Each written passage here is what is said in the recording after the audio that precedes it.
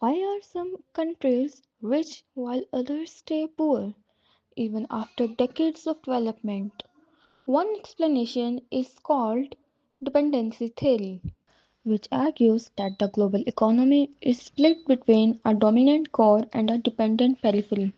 Core has industries, military, and strong economy, while periphery has cheap raw materials.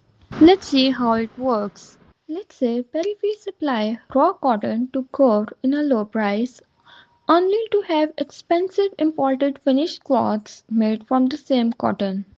To better understand this theory, consider the case of Pakistan. Dependency theory here is happening on so many levels.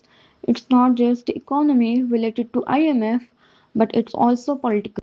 There's this idea of inherent enforcement, which means that the old colonial power structures they don't disappear after independence, whether it goes deeper into academia, culture, and even religion, and everything is shaped by external powers for their own benefit. Now, to understand why situations like Pakistan exist, we need to look at where this theory comes from.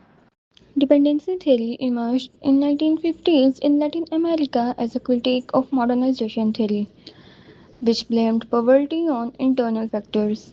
It began by Raul Prebisch, a publication of economic development in Latin America and its principal problems. It argued that unequal global trade and colonial history created lasting dependency between rich and the poor nations. Later thinkers such as Andre Gunde Frank claimed that underdevelopment is not a natural state, but a result of historical exploitation shaped by colonialism and capitalism. However, scholars have raised several concerns about this approach.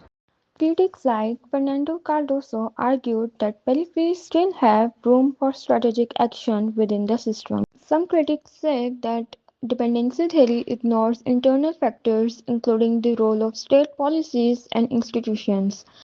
It fails to explain the success stories of South Korea and China, who were once the dependent economies. This dependency theory explains global inequality, but development is more complex and evolving process than it suggests. Thank you.